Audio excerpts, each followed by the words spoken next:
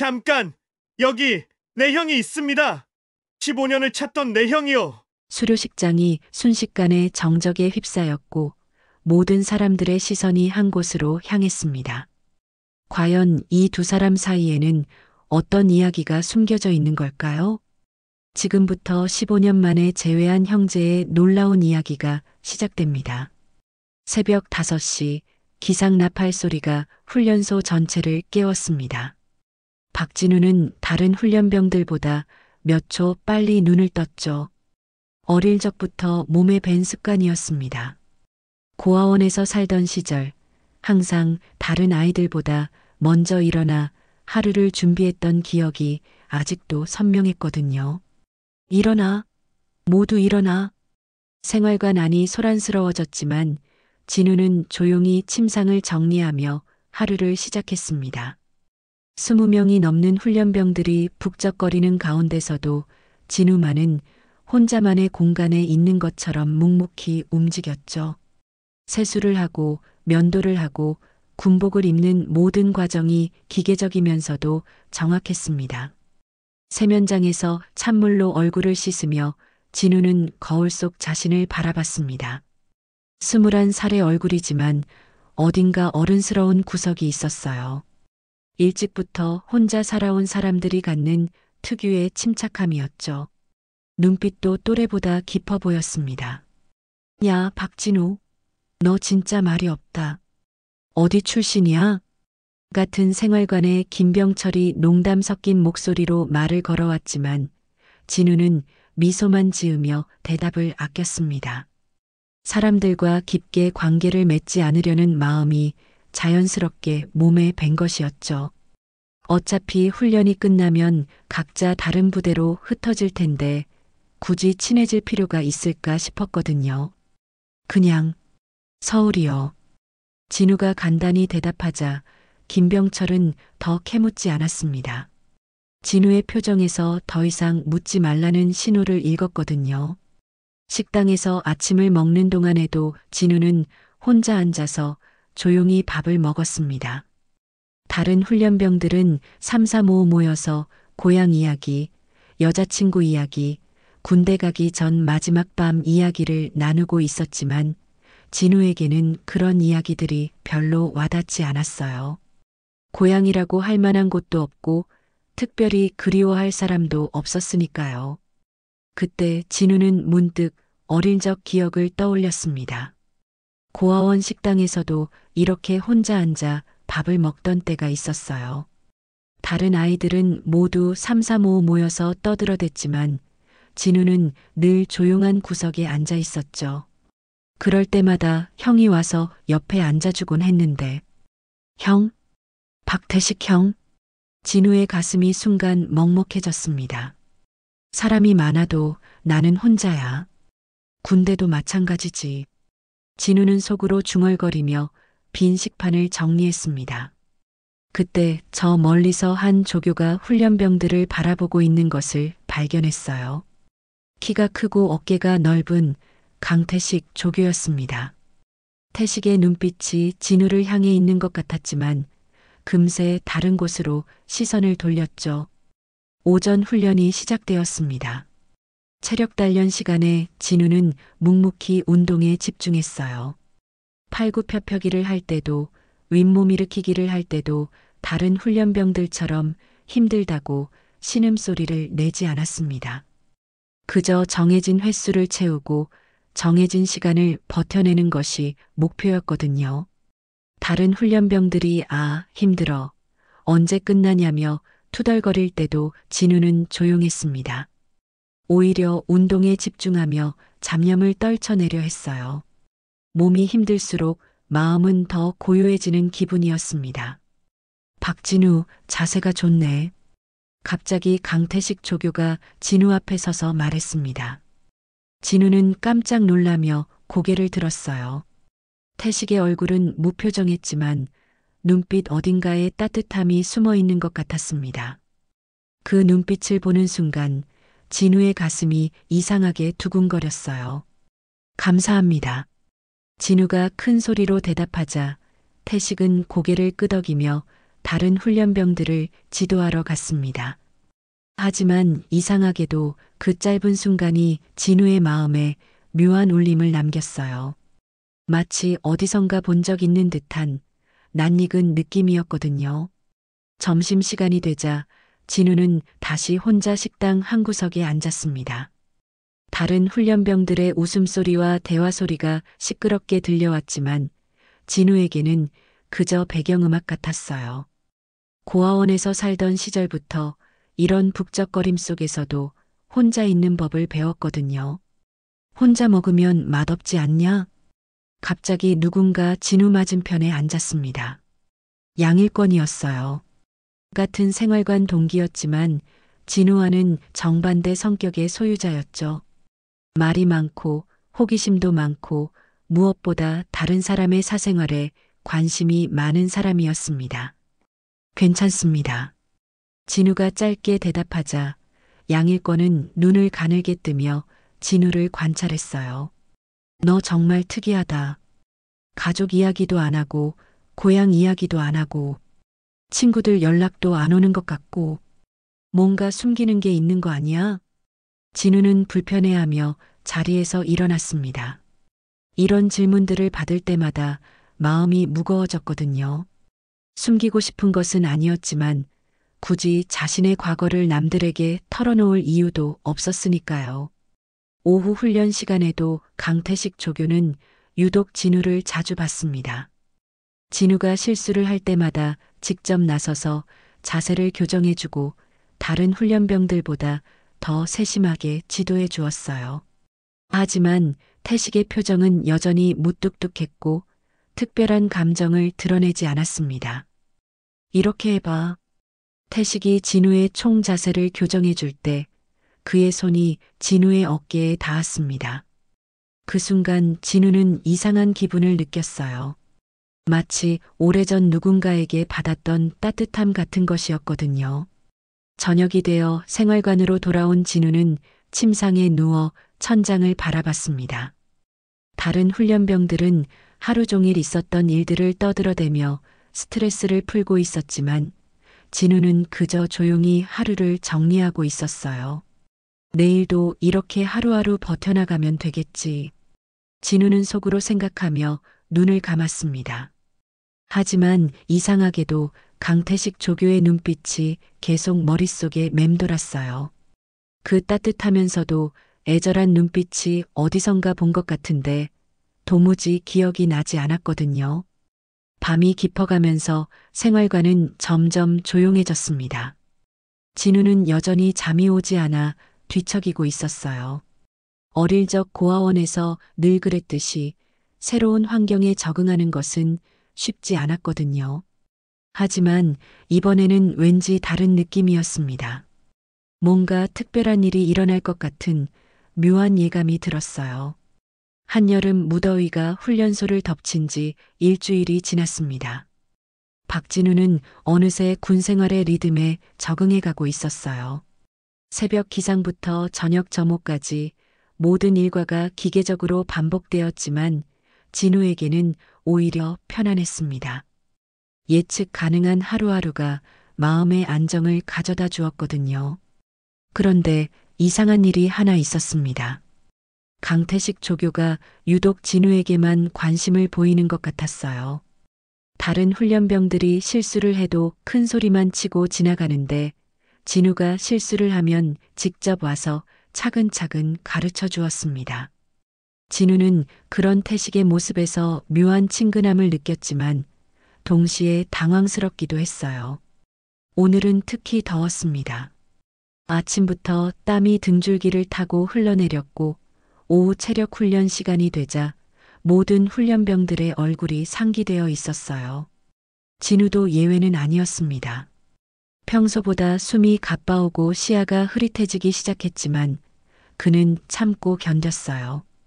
어릴 적부터 아픈 티를 내지 않는 습관이 몸에 배어 있었거든요. 오늘은 장거리 구보를 실시한다. 모두 준비. 강태식 조교의 우렁찬 목소리가 훈련장에 울려 퍼졌습니다. 훈련병들은 일제히 신음소리를 냈지만 진우는 조용히 자리에서 일어났어요. 하지만 몸이 평소보다 무겁게 느껴졌습니다. 어젯밤 잠을 제대로 못 잔 탓인지 아니면 며칠간 쌓인 피로 때문인지 몸 상태가 좋지 않았어요. 구보가 시작되었습니다. 처음에는 괜찮았지만 시간이 지날수록 진우의 호흡이 거칠어졌어요. 다른 훈련병들은 힘들어하면서도 서로 농담을 주고받으며 뛰고 있었지만 진우는 점점 뒤처지기 시작했습니다. 평소 체력이 좋은 편이었는데 오늘은 왜 이렇게 힘든지 모르겠어요. 강태식 조교는 맨 앞에서 구보를 이끌면서도 자꾸 뒤를 돌아봤습니다. 진우의 상태가 이상하다는 것을 가장 먼저 눈치챈 사람도 태식이었어요. 진우의 얼굴이 평소보다 창백하고 발걸음도 평소와 달리 흔들리고 있었거든요. 괜찮아. 조금만 더 버티자. 진우는 속으로 자신을 다독이며 계속 뛰었습니다. 하지만 시야가 점점 흐려지기 시작했어요. 귓가에서는 이상한 소리가 웅웅거렸고 다리에 힘이 빠지는 것을 느꼈습니다. 그래도 진우는 멈추지 않았어요. 어릴 적부터 남에게 폐를 끼치지 않으려 노력해왔거든요. 야, 박진우. 너 얼굴이 왜 그래? 옆에서 뛰던 김병철이 진우를 걱정스럽게 바라봤습니다. 진우의 얼굴이 새하얗게 질려 있었거든요. 하지만 진우는 괜찮다는 듯이 고개를 저었어요. 괜찮아요. 계속 뛸 수 있어요. 그 순간이었습니다. 진우의 몸이 갑자기 앞으로 기울어지기 시작했어요. 다리에서 완전히 힘이 빠진 것이죠. 진우는 그대로 땅바닥에 쓰러졌습니다. 의식을 잃기 직전 진우는 누군가 자신의 이름을 부르는 소리를 들었어요. 그 목소리가 어딘가 낯익었지만 곧 모든 것이 깜깜해졌습니다. 박진우, 박진우. 강태식이 제일 먼저 달려왔습니다. 다른 조교들과 훈련병들이 모두 당황하고 있을 때 태식만은 침착하게 진우의 상태를 확인했어요. 맥박을 재고 호흡을 확인하고 체온을 체크했습니다. 마치 이런 상황에 익숙한 사람처럼 말이에요. 의무실로 데려가야 해. 내가 업고 갈게. 태식은 주저하지 않고 진우를 등에 업었습니다. 키 큰 태식에게도 성인 남성을 업고 뛰는 것은 쉬운 일이 아니었지만 그는 전혀 망설이지 않았어요. 오히려 평소보다 더 빠른 걸음으로 의무실을 향해 달렸습니다. 박진우, 버텨. 절대 눈 감지 마. 태식이 진우를 업고 뛰면서 계속 말을 걸었습니다. 의식을 잃은 진우에게 들릴 리 없다는 것을 알면서도 태식은 계속 말을 걸었어요. 마치 진우가 대답할 것이라는 기대를 하는 것처럼 말이죠. 흐릿한 의식 속에서 진우는 태식의 목덜미를 봤습니다. 그곳에는 오래된 흉터가 있었어요. 길지 않지만 깊어 보이는 어릴 적에 생긴 것 같은 흉터였습니다. 진우는 그 흉터를 보는 순간 가슴이 두근거리기 시작했어요. 어디선가 본 것 같은 기분이 들었거든요. 그때 진우의 머릿속에 어릴 적 기억이 스쳐 지나갔습니다. 고아원에서 다른 아이들과 싸우다가 다친 형의 목 뒤에도 이런 흉터가 있었어요. 당시 5살이었던 진우는 형의 흉터를 보며 울었던 기억이 났습니다. 형이 자신을 보호하려다 다쳤거든요. 형? 진우가 작은 소리로 중얼거렸지만 태식은 듣지 못했습니다. 태식은 오로지 의무실에 빨리 데려가는 것에만 집중하고 있었어요. 의무실에 도착한 태식은 진우를 침대에 눕히고 의무병에게 상황을 설명했습니다. 진우는 열사병 초기 증상이었어요. 수액을 맞고 충분히 쉬면 회복될 수 있는 상태였습니다. 태식은 안도의 숨을 내쉬며 진우 곁에 서 있었어요. 조교님, 괜찮습니다. 이제 가셔도 돼요. 의무병이 말했지만 태식은 쉽게 자리를 떠나지 못했습니다. 1시간쯤 지나서 진우가 깨어났습니다. 의무실에서 깨어난 진우는 천장을 멍하니 바라봤습니다. 수액이 팔에 꽂혀 있었고 몸은 여전히 나른했지만 의식은 또렷했어요. 탈진으로 쓰러진 것이 부끄러웠지만 그보다 더 신경 쓰이는 것이 있었습니다. 바로 태식이 자신을 업고 뛰던 그 순간의 기억이었어요. 깨어났구나. 문이 열리더니 태식이 들어왔습니다.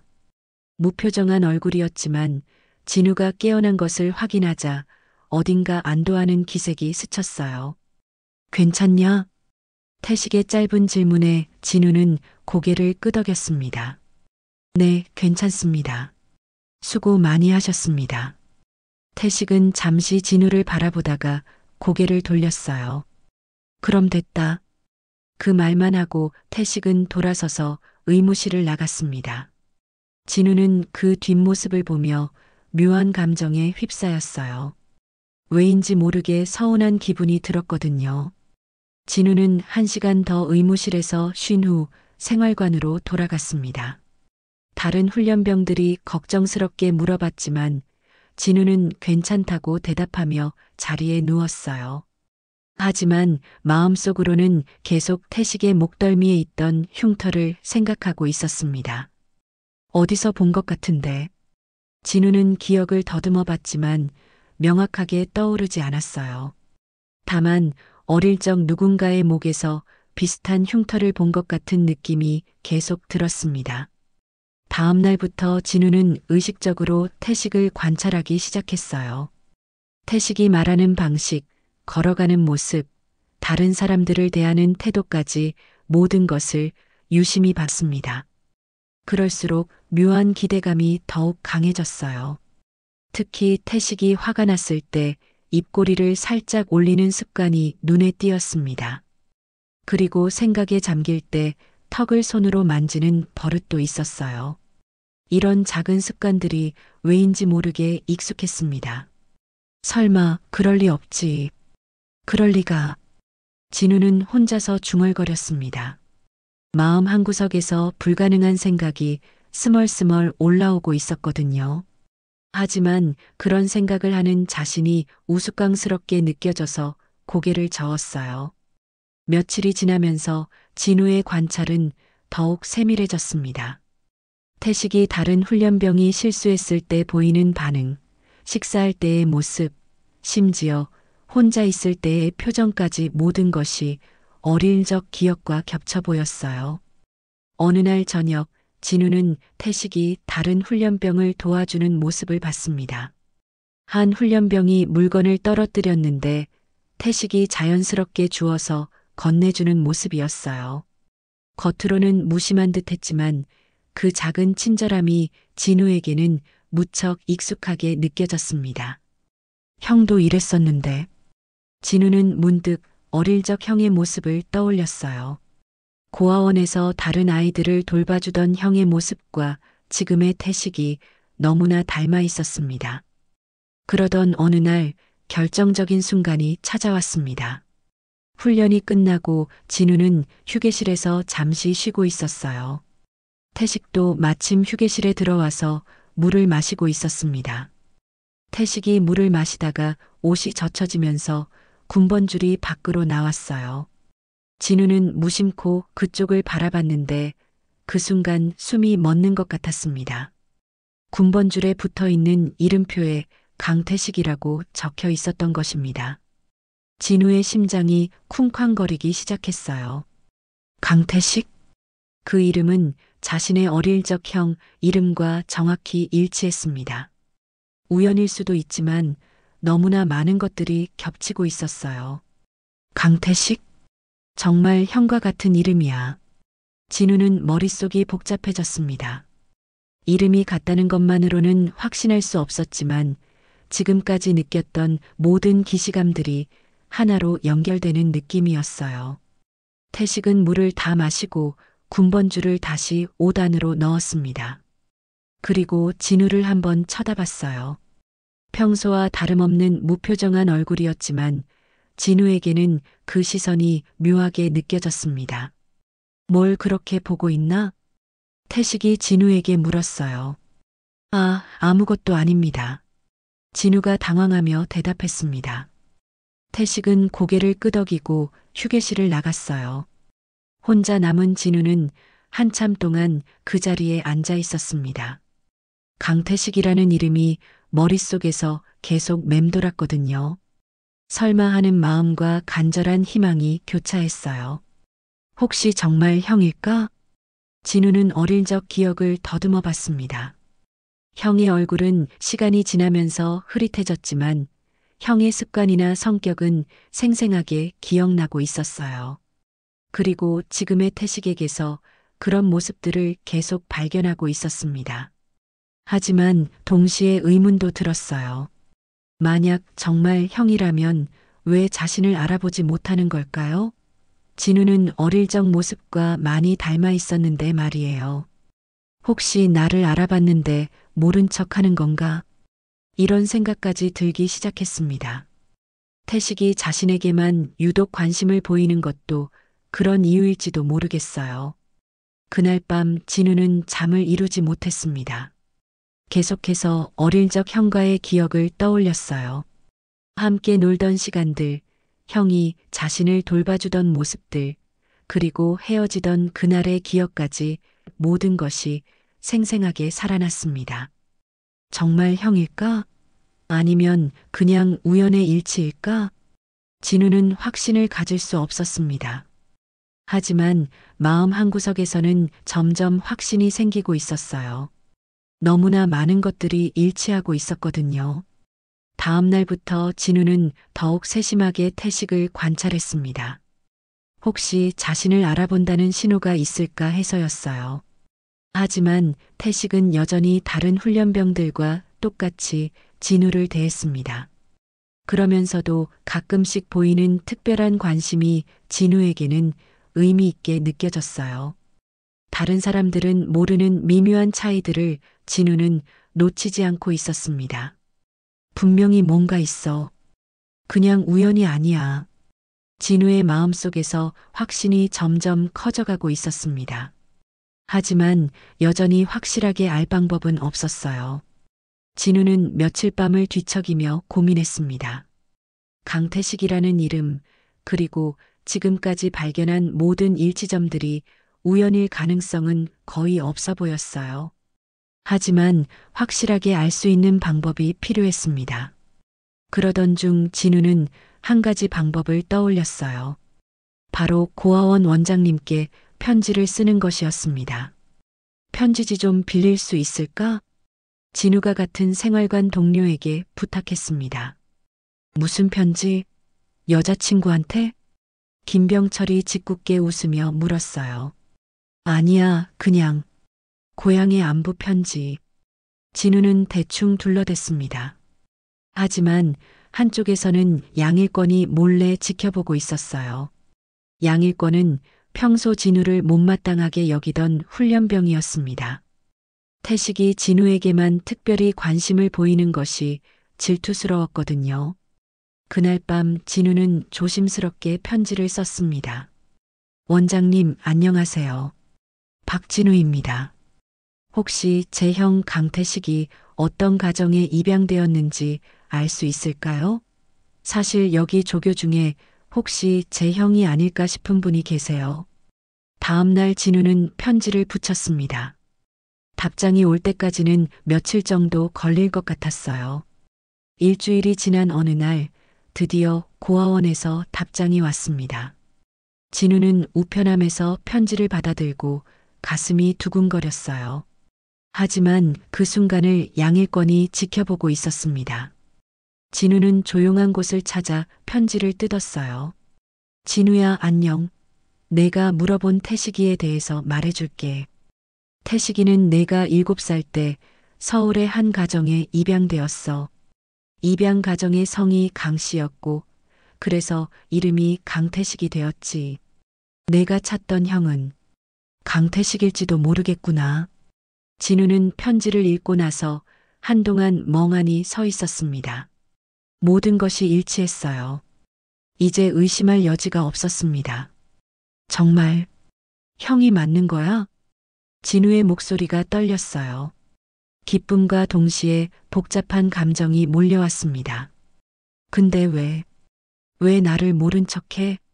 진우는 편지를 주머니에 넣고 생활관으로 돌아갔습니다. 하지만 그 모든 과정을 양일권이 몰래 지켜보고 있었어요. 그날 밤 진우가 샤워를 하러 간 사이 양일권은 진우의 침대 근처를 뒤졌습니다. 그리고 편지를 발견했어요.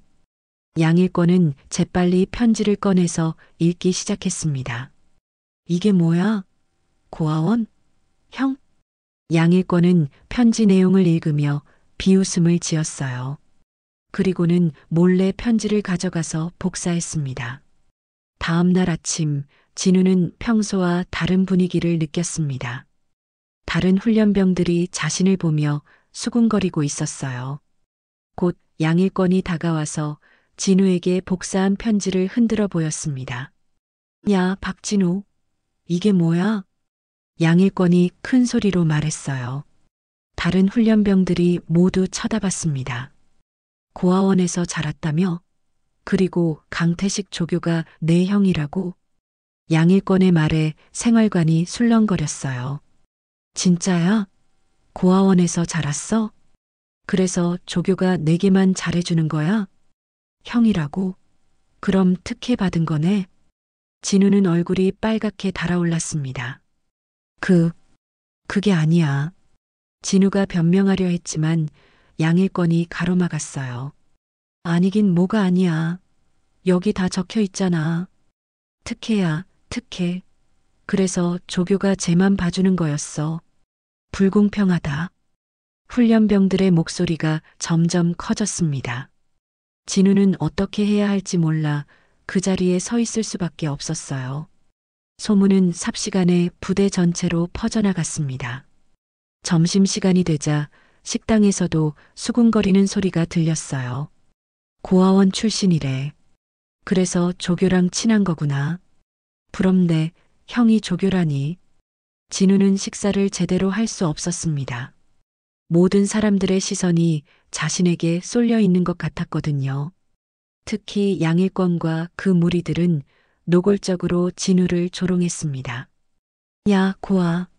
형한테 부탁해서 우리도 좀 봐달라고 해. 특혜충이네, 진짜. 진우는 참을 수밖에 없었어요. 화를 내면 상황이 더 악화될 것 같았거든요. 그러던 중 태식이 식당에 들어왔습니다. 평소처럼 무표정한 얼굴이었지만 식당의 어수선한 분위기를 금세 눈치챘어요. 태식의 시선이 진우에게 닿았습니다. 진우는 고개를 숙이고 있었지만 어깨가 작게 떨리고 있었어요. 무슨 일이냐? 태식이 근처에 있던 훈련병에게 물었습니다. 훈련병은 당황하며 아무것도 아니라고 대답했지만 태식은 확신했어요. 분명히 진우와 관련된 일이었습니다. 식사 시간이 끝나고 진우는 혼자 남았어요. 다른 훈련병들은 모두 나갔지만 진우는 자리에서 일어날 수가 없었습니다. 이제 어떻게 하지? 진우는 막막했어요. 형을 찾았다는 기쁨도 잠시, 이제는 모든 사람들이 자신의 비밀을 알게 되었습니다. 더 큰 문제는 태식이었어요. 태식도 이 소문을 들었을 텐데 어떤 반응을 보일까요? 진우는 깊은 한숨을 내쉬었습니다. 조용히 형을 확인하고 싶었는데 이렇게 모든 것이 공개되어 버렸어요. 이제 태식과의 관계는 어떻게 될까요? 그날 저녁 진우는 혼자 복도 끝 구석에 앉아 있었습니다. 하루 종일 받은 시선들과 수군거림이 견디기 힘들었어요. 무엇보다 태식이 이 소문을 어떻게 받아들일지가 가장 걱정되었습니다. 박진우. 뒤에서 익숙한 목소리가 들렸어요. 진우는 깜짝 놀라서 돌아봤습니다. 태식이 서 있었어요. 평소와 달리 표정이 무겁고 복잡해 보였습니다. 조교님. 진우가 일어나려 하자 태식이 손으로 제지했어요. 앉아 있어. 할 말이 있다. 태식이 진우 옆에 앉았습니다. 둘 사이에 어색한 침묵이 흘렸어요. 진우는 가슴이 두근거렸습니다. 혹시 태식이 모든 것을 알아차린 걸까요? 태식은 한참을 망설이다가 입을 열었어요. 소문 들었다. 진우의 몸이 굳어졌습니다. 조교님, 그건 내가 내 형이 맞다. 태식의 말에 진우는 숨이 멎는 것 같았어요. 드디어 태식이 직접 인정한 것이었습니다. 정말, 정말 형이 맞는 거예요? 진우의 목소리가 떨렸어요. 태식은 고개를 끄덕였습니다. 박진우, 해빛고아원에서 함께 살았던 그 진우 맞지? 네, 네. 진우의 눈에 눈물이 고였어요. 15년 만에 형을 다시 만난 것이었습니다. 태식은 깊은 한숨을 내쉬며 말을 이어갔어요. 어릴 적 화재 사고 후 나는 다른 집에 입양됐다. 강씨 가정이었지. 진우는 태식의 말을 조용히 들었어요. 입양되고 나서 널 다시 찾으려 했다. 하지만 고아원 기록도 주소도 사라졌더라. 화재로 많은 기록이 소실됐거든. 태식의 목소리에는 오랫동안 묻어두었던 아픔이 담겨 있었어요. 그래서 포기할 수밖에 없었다. 내가 어디서 어떻게 지내는지도 모른 채로. 진우는 태식의 말을 들으며 복잡한 감정에 휩싸였습니다. 형도 자신을 찾으려 노력했다는 사실이 위로가 되었지만 동시에 서운함도 컸어요. 그럼 언제부터 절 알아보신 거예요? 처음 봤을 때부터 의심했다. 내 얼굴은 어릴 적 그대로였거든. 태식이 진우를 바라봤어요. 진우도 형을 똑바로 바라봤습니다. 그럼 왜 말씀 안 하셨어요? 왜 모른 척 하셨어요? 진우의 목소리에 서운함이 묻어났어요. 태식은 잠시 침묵했다가 무거운 목소리로 말했어요. 형이라 부르지 마라. 네. 진우는 태식의 말을 이해할 수 없었어요. 난 자격 없어. 무슨 말씀이세요? 너를 버렸잖아. 너를 두고 혼자 떠났잖아. 태식의 목소리가 점점 작아졌어요. 입양될 때 너도 함께 데려가 달라고 부탁했다. 하지만 그 집에서는 나 혼자만 원했어. 그래서 나는 너를 버리고 떠났다. 진우는 태식의 고백을 듣고 가슴이 아팠어요. 하지만 동시에 분노가 치밀어 올랐습니다. 그게 형 잘못이에요? 어린애가 뭘 어쩔 수 있었겠어요. 하지만 결과는 같잖아. 너를 혼자 남겨두고 간 건 사실이니까. 태식의 말에 진우는 더 이상 참을 수 없었어요. 내가 얼마나 형을 그리워했는데. 진우가 큰 소리로 외쳤습니다. 복도에 진우의 목소리가 울려 퍼졌어요. 혼자 버텨온 4시간은 다 모였는데. 진우의 눈에서 눈물이 주르르 흘러내렸어요. 매일 밤 형 생각하면서 울었어요. 언젠가 다시 만날 거라고 믿으면서 버텼다고요. 진우의 목소리가 점점 커졌어요. 고아원에서 나온 후에도 계속 형을 찾았어요. 혹시나 해서 거리에서 비슷한 사람만 봐도 뛰어가서 확인했다고요. 태식은 진우의 말을 듣고 마음이 아팠어요. 하지만 아무 말도 할 수 없었습니다. 그런데 형이라 부르지 말라고요? 자격 없다고요? 진우가 태식을 똑바로 바라보며 소리쳤어요. 그럼 나는 뭐예요? 15년 동안 형만 기다린 내 마음은 뭐예요? 태식은 진우의 절규를 듣고 가슴이 찢어지는 것 같았어요. 하지만 여전히 자신을 용서할 수 없었습니다. 미안하다. 정말 미안하다. 태식이 고개를 숙였어요. 미안하다고 해결돼요? 미안하다는 말로 내 15년이 돌아와요? 진우는 계속 울면서 소리쳤어요. 나는 형이 없어서 얼마나 외로웠는지 알아요? 다른 애들은 다 가족이 있는데 나만 혼자였어요. 진우야, 형이라고 부르지 말라면서 왜 내 이름은 불러요? 그것도 자격 없다고 하세요. 진우의 말에 태식은 할 말을 잃었어요. 형은 새 가족 만나서 행복하게 살았겠지만 나는 계속 혼자였어요. 고아원 나온 후에도 혼자, 학교에서도 혼자, 아르바이트 할 때도 혼자였다고요. 진우는 숨을 헐떡이며 계속 말했어요. 그래도 괜찮았어요. 언젠가 형을 만날 거라고 믿었으니까요. 형이 나를 기억하고 있을 거라고 생각했으니까요. 태식은 진우의 모습을 보며 자신이 얼마나 큰 상처를 주었는지 깨달았어요. 하지만 형은 나를 알아보고도 모른 척 했어요. 왜요? 부끄러웠어요? 고아원 출신 동생이 부끄러웠어요? 그게 아니다. 태식이 처음으로 큰 소리를 냈어요. 그럼 뭐예요? 왜 모른 척 했어요? 너를 실망시키고 싶지 않았어. 태식의 목소리가 떨렸어요. 나는 내가 생각하는 그런 좋은 형이 아니야. 너를 버리고 떠난 형이야. 그래도 제 형이에요. 진우가 목 놓아 울었어요. 좋은 형이든 나쁜 형이든 제 유일한 형이라고요. 태식은 진우의 말을 듣고 더 이상 견딜 수 없었어요. 일어서서 자리를 떠나려 했습니다. 어디 가세요? 진우가 태식의 팔을 붙잡았어요. 또 도망가실 거예요? 또 나를 버리고 가실 거예요? 진우야, 놓아라. 싫어요. 이번엔 안 놓아줄 거예요. 진우는 태식을 놓지 않았어요.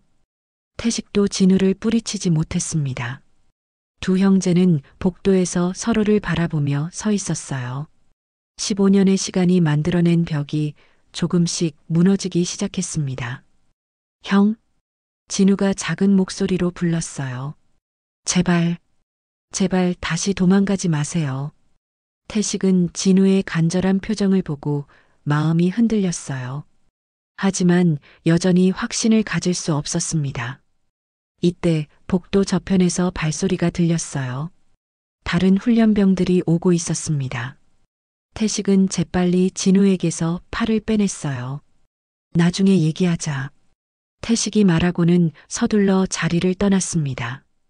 진우는 그 자리에 혼자 남겨졌어요. 그날 밤 진우는 잠을 이루지 못했습니다. 태식과의 대화가 계속 머릿속을 맴돌았어요. 형을 다시 만났다는 기쁨과 동시에 복잡한 감정들이 뒤섞여 있었습니다. 형이 자신을 찾으려 노력했다는 말이 사실일까요? 아니면 그냥 위로의 말이었을까요? 다음 날 아침, 진우는 평소보다 일찍 일어났어요. 다른 훈련병들이 아직 잠들어 있을 때 혼자 세면장에 가서 얼굴을 씻었습니다. 거울에 비친 자신의 모습이 초라해 보였어요. 박진우. 뒤에서 부르는 소리에 진우는 돌아봤습니다. 오중현 소대장이 서 있었어요. 진우는 깜짝 놀라서 차렷 자세를 취했습니다. 소대장님, 따라와. 오중현은 간단히 말하고 앞서 걸었어요. 진우는 무슨 일인지 몰라 긴장하며 따라갔습니다. 소대장실에 도착하자 오중현이 문을 열어주었어요. 들어와서 앉아. 진우는 조심스럽게 의자에 앉았어요. 오중현은 책상 앞에 앉아서 진우를 바라봤습니다. 어제 복도에서 있었던 일 다 들었다. 진우는 얼굴이 빨갛게 달아올랐어요. 소대장이 모든 것을 알고 있었구나 싶었습니다. 죄송합니다. 소란을 피워서 사과할 일이 아니다. 오중현이 진우의 말을 가로막았어요. 오히려 늦었다고 생각한다. 진작 이런 대화가 있었어야 했어. 진우는 소대장의 말을 이해할 수 없었어요. 오중현은 서랍에서 봉투 하나를 꺼냈습니다. 이걸 보여주려고 불렀다. 오중현이 봉투를 진우에게 건넸어요. 진우는 조심스럽게 받아들었습니다. 이게 뭔가요? 열어봐. 진우는 봉투를 열었어요. 안에는 편지가 들어 있었습니다. 글씨체가 익숙해 보였어요. 해빛고아원 원장님께 안녕하세요. 저는 몇 년 전에 귀 고아원에서 입양된 강태식입니다. 제가 연락드리는 이유는 저와 함께 있었던 박진우라는 아이를 찾고 있기 때문입니다. 진우는 편지를 읽으며 눈이 커졌어요. 태식이 쓴 편지였습니다. 진우는 저보다 2살 어린 아이였고 제가 떠날 때 많이 울었습니다. 그 아이가 어디로 갔는지, 지금 어떻게 지내고 있는지 궁금합니다. 혹시 연락처나 소식을 알 수 있다면 알려주세요. 꼭 다시 만나고 싶습니다. 진우의 손이 떨렸어요. 태식이 정말로 자신을 찾고 있었던 것이었습니다. 이게 진짜예요? 강태식이 여기 오기 전부터 나한테 맡겨둔 거다. 오중현이 설명했어요. 이런 편지가 수십 통이나 된다. 고아원, 시청, 구청, 심지어 국방부에까지 보냈더라. 진우는 편지를 들고 있는 손이 계속 떨렸어요. 국방부에까지요? 그래. 혹시 너가 군대에 가면 찾을 수 있을 거라고 생각했나 보다. 오중현의 말에 진우는 가슴이 뭉클해졌어요. 그래서 강태식이 조교로 지원한 것도 그 때문이다. 여러 부대를 돌아다니면서 너를 찾으려고. 정말요? 훈련병들 명단을 받을 때마다 박진우라는 이름을 찾았어. 너를 처음 봤을 때 얼마나 놀랐는지 몰라. 진우는 편지를 다시 읽어봤어요. 태식의 간절함이 글씨체에서도 느껴졌습니다. 그런데 왜 저한테 말씀 안 하셨어요? 그건 강태식한테 물어봐야지. 하지만 내 생각에는 오중현이 잠시 말을 멈췄다가 계속했어요. 죄책감 때문일 거다. 자기가 먼저 떠났다는. 진우는 어제 태식이 했던 말들을 떠올렸어요. 자격 없다고 했던 그 말들이 이제야 이해가 되기 시작했습니다. 사람은 자기가 버틴 것만큼 다른 사람도 버티고 있을 거라 생각하지 마라. 오중현이 의미 깊은 말을 했어요. 내가 형을 그리워한 만큼 강태식도 너를 그리워했을 거다. 어쩌면 더 많이요? 자기가 떠났다는 죄책감까지 안고 살았으니까. 진우는 오중현의 말을 듣고 눈물이 났어요. 형이 얼마나 힘들었을지 상상이 되었습니다. 강태식이 왜 군인이 됐는지 알아? 오중현이 물었어요. 모르겠어요. 너를 찾기 위해서다. 군대에 가면 전국의 훈련병들을 만날 수 있다고 생각했거든. 진우는 더 이상 참을 수 없어서 흐느끼기 시작했어요. 그러니까 너무 원망하지 마라. 그 사람도 나름대로 최선을 다했어. 제가 너무 심하게 말했나요? 아니다. 내 감정도 당연한 거야. 하지만 이제는 서로를 이해할 때가 된 것 같다. 오중현이 진우의 어깨를 가볍게 두드렸어요. 이 편지들 모두 가져가라. 강태식이 얼마나 너를 찾으려 노력했는지 알 수 있을 거다. 오중현이 서랍에서 봉투 뭉치를 꺼냈어요. 정말로 수십 통의 편지가 있었습니다. 진우는 편지들을 받아들고 한참을 바라봤어요. 각각의 편지마다 태식의 간절함이 담겨 있을 것 같았습니다. 고맙습니다, 소대장님. 강태식한테도 전해줘. 이제 그만 자책하라고. 진우는 고개를 끄덕였어요. 그리고 박진우. 네. 앞으로 훈련소에서 무슨 일이 있어도 형제라는 이유로 특혜는 없다. 알겠나? 알겠습니다. 대신 서로를 이해하고 지지하는 건 막지 않겠다. 진우는 오중현의 배려에 감사했어요. 소대장실을 나온 진우는 편지들을 가슴에 꼭 안고 걸었습니다. 태식이 얼마나 자신을 찾으려 노력했는지 이제야 알 수 있었어요. 생활관으로 돌아가는 길에 태식을 만났습니다. 태식은 진우가 들고 있는 편지들을 보고 당황했어요. 그게 뭐냐? 형이 저를 찾으려고 보낸 편지들이에요. 진우가 조용히 말했어요. 태식의 얼굴이 창백해졌습니다. 누가 줬나? 소대장님이요. 태식은 한동안 아무 말도 하지 못했어요. 형? 진우가 태식에게 다가갔어요. 어제는 제가 너무 심했어요. 미안해요. 아니다. 내 말이 맞았어. 태식이 고개를 저었어요. 하지만 형도 많이 힘드셨을 거예요. 저를 찾으려고 이렇게 많이 노력하셨는데. 진우가 편지들을 들어보였어요. 이제 이해해요. 형이 왜 그렇게 말씀하셨는지. 태식은 진우의 모습을 보며 마음이 복잡했어요. 미안함과 고마움이 동시에 들었습니다. 진우야, 형이라고 불러도 돼요? 진우가 조심스럽게 물었어요. 태식은 한참을 망설이다가 작게 고개를 끄덕였어요. 그 순간 진우의 얼굴에 환한 미소가 떠올랐습니다.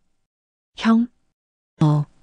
비록 아직 어색했지만 두 형제는 다시 시작할 수 있었어요. 15년의 시간을 뛰어넘어서 말이죠. 그날 이후 진우와 태식 사이의 분위기는 조금씩 변해갔습니다. 여전히 훈련장에서는 조교와 훈련병의 관계를 유지했지만 가끔씩 교환하는 시선에는 형제 간의 따뜻함이 담겨 있었어요. 다른 훈련병들도 처음에는 수군거렸지만 시간이 지나면서 자연스럽게 받아들이기 시작했습니다. 하지만 양일권만은 달랐어요. 진우에 대한 질투와 원망이 더욱 커져갔습니다. 저 새끼 때문에 분위기 완전 망쳤어. 양일권이 자신의 무리들에게 투덜거렸어요. 시간은 빠르게 흘러갔습니다. 어느덧 기초 군사 훈련이 끝나가고 있었어요. 수료식을 일주일 앞둔 어느 날, 진우는 태식이 평소와 다르다는 것을 느꼈습니다. 형, 무슨 일 있어요? 진우가 조심스럽게 물었어요. 아니다. 아무것도 아니야. 태식이 고개를 저었지만 진우는 뭔가 이상하다는 느낌을 지울 수 없었어요. 다음 날 저녁, 진우는 우연히 태식이 다른 조교와 이야기하는 것을 들었습니다. 내일부터 휴가 들어간다. 벌써? 훈련 끝날 때까지 있는 거 아니었어? 개인 사정이 생겨서 수료식도 참석 못할 것 같아. 진우는 깜짝 놀랐어요. 태식이 수료식도 참석하지 않고 떠날 계획이라니요. 왜 또 떠나려고 해? 그날 밤 진우는 잠을 이루지 못했어요. 태식이 왜 갑자기 떠나려고 하는지 이해할 수 없었습니다. 다음 날 아침, 진우는 일찍 일어나서 태식을 찾았어요. 하지만 태식의 방은 이미 비어 있었습니다. 강태식 조교 어디 가셨는지 아세요? 아, 새벽에 짐 챙겨서 나갔어. 휴가 들어간다고 하더라. 진우는 가슴이 철렁 내려앉았어요. 태식이 아무 말도 없이 떠난 것이었습니다. 또야, 또 이렇게 떠나는 거야? 하지만 이번에는 달랐어요. 진우는 가만히 있지 않기로 결심했습니다. 수료식 날이 되었습니다. 모든 훈련병들이 운동장에 모였어요. 부모님들과 가족들이 참석해서 훈련병들을 축하해주고 있었습니다. 진우는 혼자 서 있었어요. 가족이 없는 진우에게는 쓸쓸한 순간이었지만 지금은 태식이 보이지 않는 것이 더 속상했습니다. 이제 수료 중 수여식을 시작하겠습니다. 사회자의 목소리가 확성기를 통해 들렸어요. 그때였습니다. 운동장 구석에서 태식이 나타났어요. 조교복을 입고 있었지만 마치 인사를 하러 온 것 같았어요. 진우와 태식의 눈이 마주쳤습니다.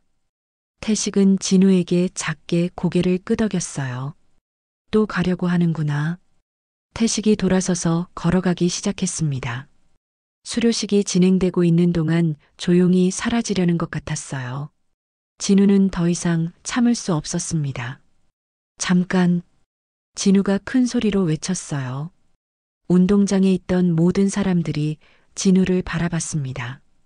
하지만 진우는 신경 쓰지 않았어요. 태식을 향해 뛰어가기 시작했습니다. 여기 내 형이 있습니다. 진우가 운동장에 울려 퍼지는 목소리로 외쳤어요. 15년을 찾던 내 형이요. 운동장이 순식간에 정적에 휩싸였습니다. 수료식을 진행하던 사회자도 당황해서 말을 멈췄어요. 진우는 태식에게 달려가며 계속 소리쳤어요. 다시는 저를 두고 가지 마세요. 다시는. 태식은 진우가 달려오는 모습을 보며 발걸음을 멈췄어요. 눈시울이 붉어지기 시작했습니다. 저는 형 없이는 안 돼요. 15년 동안 기다렸는데 이제 와서 또 떠날 거예요? 진우의 목소리가 운동장 전체에 울려 퍼졌어요. 드디어 진우가 태식에게 도착했어요. 태식은 진우를 바라보며 눈물을 글썽였습니다. 왜 또 가려고 해요? 넌 이제 훈련 끝났잖아. 각자 갈 길 가는 거지. 태식이 떨리는 목소리로 말했어요. 그래도 형은 제 형이잖아요. 훈련이 끝나든 말든 상관없어요. 진우가 태식의 팔을 붙잡았어요. 저도 이제 어른이에요. 형을 지킬 수 있어요. 형이 저를 버렸다고 자책할 필요 없어요. 태식은 진우의 말을 듣고 더 이상 견딜 수 없었어요. 진우야, 형? 진우가 태식을 끌어안았어요. 태식도 주저하지 않고 진우를 꽉 안아주었습니다. 운동장에 있던 모든 사람들이 이 장면을 지켜봤어요. 어떤 이들은 감동해서 눈물을 흘리고 있었고 어떤 이들은 박수를 치기 시작했습니다. 형, 다시는 저를 두고 가지 마세요. 안 간다. 이제 안 가. 태식이 진우의 등을 토닥이며 말했어요. 두 형제가 포옹하고 있는 동안 한쪽에서는 다른 일이 벌어지고 있었습니다. 양일권이 이 장면을 보며 분노에 차서 욕설을 내뱉었어요. 젠장, 뭐 이런 쇼를. 하지만 양일권의 말은 오중현 소대장이 들었습니다. 양일권, 지금까지 내가 한 행동들 다 알고 있다. 개인 편지 무단 열람, 유포, 그리고 동료 괴롭히기. 양일권의 얼굴이 창백해졌어요. 이제부터 징계위원회에 회부한다. 수료는 취소다. 양일권은 결국 징계를 받고 퇴소 처분을 받았어요. 한편 운동장에서는 여전히 감동적인 장면이 이어지고 있었어요. 축하해, 진우야. 다른 훈련병들도 하나둘씩 다가와서 축하해 주었습니다. 고맙습니다, 여러분. 진우가 눈물을 글썽이며 인사했어요. 수료식은 이런 특별한 사건으로 더욱 의미 있게 마무리되었어요. 15년 만에 다시 만난 형제의 이야기는 참석한 모든 사람들에게 깊은 감동을 주었습니다. 그날 저녁 진우와 태식은 함께 부대를 나섰어요. 이제 진짜 형제로서 새로운 시작을 할 수 있게 되었습니다. 저녁 후 2달이 지났습니다. 진우와 태식은 서울 외곽의 작은 상가 건물에서 새로운 시작을 준비하고 있었어요. 태식이 군 복무 중 모은 돈과 진우가 아르바이트로 벌어둔 돈을 합쳐서 작은 헬스장을 차린 것이었습니다.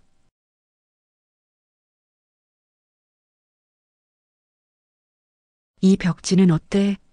진우가 샘플을 들고 태식에게 물었어요. 너무 화려한 것 같은데. 이걸로 하자. 태식이 더 차분한 색상을 가리켰습니다. 두 형제는 의견이 다를 때마다 서로 양보하며 결정을 내렸어요. 브라더스 피트니스라는 이름 어때? 진우가 제안했어요. 좋다. 우리답잖아. 태식이 미소를 지으며 동의했습니다. 15년의 공백을 메우듯 두 사람은 모든 것을 함께 결정했어요. 한 달 후 헬스장이 문을 열었습니다. 처음에는 손님이 많지 않았지만 태식의 전문적인 트레이닝과 진우의 친근한 서비스로 입소문이 나기 시작했어요. 안녕하세요. 브라더스 피트니스에 오신 걸 환영합니다. 진우가 밝은 목소리로 손님들을 맞이했습니다. 진우의 따뜻한 미소는 처음 오는 사람들도 편안하게 만들었어요. 자세가 틀렸습니다. 이렇게 해보세요. 태식은 회원들의 운동 자세를 꼼꼼히 지도했어요. 군대에서 익힌 체력 관리 노하우가 큰 도움이 되었습니다. 몇 달이 지나자 헬스장에는 특별한 손님들이 오기 시작했어요. 바로 동네 청소년들이었습니다. 아저씨, 저희도 운동할 수 있어요? 한 중학생이 조심스럽게 물었어요. 물론이지. 하지만 제대로 된 지도가 필요해. 태식이 아이들을 보며 생각에 잠겼어요. 그리고 진우와 상의한 후 특별한 결정을 내렸습니다. 청소년 체력교실을 만들어 보자. 좋은 생각이야, 형. 진우가 즉시 찬성했어요. 두 사람은 헬스장 한쪽 공간을 청소년들을 위한 체력교실로 꾸몄습니다. 방과 후에 아이들이 와서 운동도 하고 숙제도 할 수 있는 공간이었어요. 여러분, 오늘은 팀워크에 대해 얘기해 볼까요? 태식이 아이들 앞에서 말했어요. 운동 지도뿐만 아니라 인성 교육도 함께 하고 있었습니다. 혼자서는 할 수 없는 일도 함께하면 가능해집니다. 가족이든 친구든 서로 도우며 살아가는 게 중요해요. 아이들은 태식의 말을 진지하게 들었어요. 태식의 경험에서 우러나오는 진솔한 이야기였거든요. 그리고 형제가 있다면 더욱 소중히 여기세요. 형제는 세상에서 가장 오래된 친구니까요. 태식이 진우를 바라보며 말했어요. 진우도 고개를 끄덕이며 미소를 지었습니다. 어느 날 체력교실에 오는 한 아이가 태식에게 다가왔어요. 선생님, 저희 형이 저를 자꾸 때려요. 형제끼리 왜 이런 거예요? 아이의 질문에 태식은 잠시 말을 멈췄어요. 과거의 기억이 떠올랐습니다. 형제라고 해서 항상 사이가 좋은 건 아니야. 하지만 결국에는 서로를 가장 잘 이해하는 사람이 되지. 태식이 아이의 머리를 쓰다듬으며 말했어요. 중요한 건 포기하지 않는 거야. 서로를 이해하려고 노력하는 거지. 진우가 옆에서 거들었어요. 저희도 15년 동안 떨어져 있었거든요. 하지만 다시 만났죠. 형제의 인연은 그렇게 끈질긴 거예요. 아이는 두 형제의 이야기를 듣고 고개를 끄덕였어요. 시간이 흘러 헬스장은 동네의 명소가 되었습니다. 어른들은 운동을 하러 오고 아이들은 체력교실에 참여했어요. 태식과 진우는 이 모든 사람들의 중심에 있었습니다. 형, 우리가 이런 일을 하게 될 줄 몰랐어. 진우가 하루 일과를 마치고 태식에게 말했어요. 나도 그래. 하지만 이게 우리가 해야 할 일 같아. 태식이 대답했어요. 아이들을 가르치면서 자신들도 많이 배우고 있었습니다. 어느 날 저녁 두 형제는 헬스장 정리를 마치고 벽에 걸린 액자를 바라봤어요. 그 안에는 어릴 적 고아원에서 찍었던 사진이 들어 있었습니다. 태식이 진우의 어깨에 손을 올리고 진우가 환하게 웃고 있는 사진이었어요. 이 사진 어떻게 구했어? 진우가 신기해하며 물었어요. 고아원 원장님이 주셨어. 내가 훈련소에 간 후에 연락드렸더니 보내주시더라. 태식이 설명했어요. 그때도 참 행복했는데. 진우가 사진 속 자신들을 바라보며 말했어요. 지금이 더 행복하지 않나? 태식이 진우의 어깨에 손을 올렸어요. 사진 속 모습과 똑같은 자세였습니다. 맞아. 지금이 훨씬 더 행복해. 진우가 웃으며 대답했어요. 두 사람은 사진 앞에 나란히 서서 과거와 현재를 비교해 봤어요. 어린 시절의 순수한 미소와 지금의 성숙한 미소가 겹쳐 보였습니다. 형, 앞으로도 계속 함께 할 거죠? 진우가 조심스럽게 물었어요. 당연하지. 이제는 절대 떨어지지 않을 거야. 태식이 확신에 찬 목소리로 대답했어요. 그럼 이제부터는 같이 간다. 어디든. 진우가 태식을 바라보며 말했어요. 그래, 어디든 함께. 태식도 진우를 바라보며 답했어요. 창밖으로는 해가 지고 있었어요. 하지만 헬스장 안은 따뜻한 형제애로 가득했습니다. 15년의 시간을 뛰어넘어 다시 만난 두 형제는 이제 진짜 가족이 되었어요. 벽에 걸린 시계가 저녁 8시를 가리켰어요. 내일도 많은 사람들이 이곳을 찾아올 것입니다. 운동을 하러 오는 어른들, 체력교실에 참여하는 아이들, 그리고 인생의 조언을 구하는 사람들까지. 태식과 진우는 이 모든 사람들을 따뜻하게 맞이할 준비가 되어 있었어요. 서로가 있기에 가능한 일이었습니다. 내일도 좋은 하루가 될 것 같아. 진우가 헬스장 불을 끄며 말했어요. 우리가 함께 있으니까. 태식이 마지막으로 문을 잠그며 답했어요. 두 형제는 어깨를 나란히 하고 집으로 향했습니다. 이제 그들에게는 함께라는 이름이 있었어요. 그리고 그 이름으로 앞으로도 계속 걸어갈 것입니다. 어릴 적 헤어진 두 형제가 다시 만나 새로운 가족을 이루는 이야기. 그들의 진짜 여행은 이제부터 시작이었습니다.